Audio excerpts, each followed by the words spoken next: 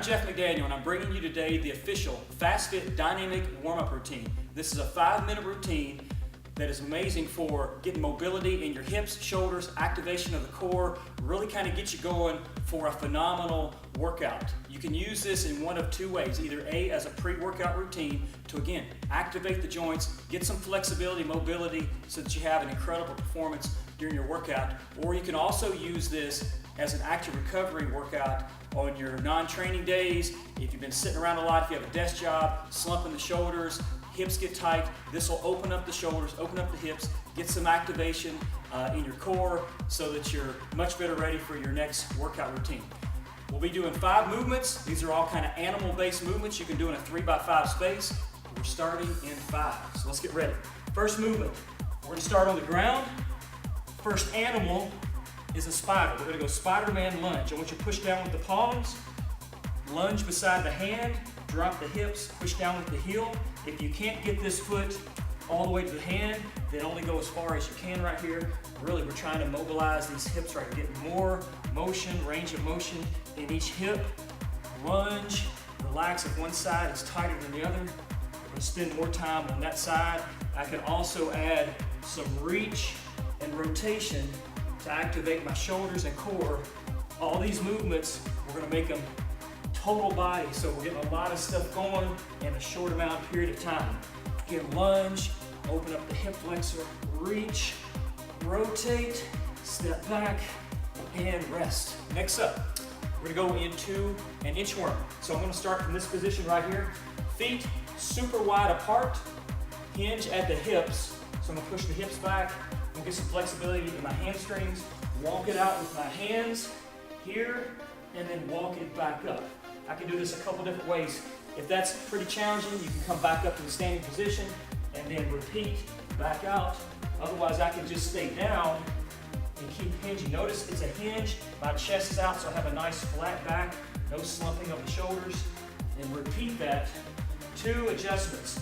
Go as far out as you can. That will really get the core going. Also, bring your feet in closer, which will put a greater amount of flexibility on your hamstrings. Walk it out, hinge. And we've got the hinging pattern, chest out. So it teaches me to move at my hips rather than my knees. 3, 2, 1, and relax. Nice job. Next move we're going to go into is a frog squat. So deep squat pattern. We're going to start out a little bit more than hip width apart, slight toe turn with the feet, sink it down. I want you to come to your toes with your hands if you can. Hip crease below knee crease. If this is a little tough for you in this position, unload a little bit of your weight with your fingertips, or just don't go down quite as far and do a squat pattern. Or from here, we're going to do a rotational movement at the bottom. Rotate, try to stay on those heels as much as possible. If this is hard, you can stand back up. Or here, I'm going to add from a rotation, push back with the feet into a T stabilization move for my shoulders and core, and then back up into that deep squat position. If you can't do that part of it, just work on the deep squat pattern. Open up the hips, push the chest out, jump back. We're going to do some T stabilization here, and back up and rest. Next movement is the monkey lunge. So back up here into a super wide stance. I'm going to start by lunging to one side, so my hips go back first, then to the side. Fingertips down, eyes up, cue the chest so you have a nice flat back. And I'm going to walk across here, trying to get a great groin stretch. Activate the hip, go side to side. Really open this up right here.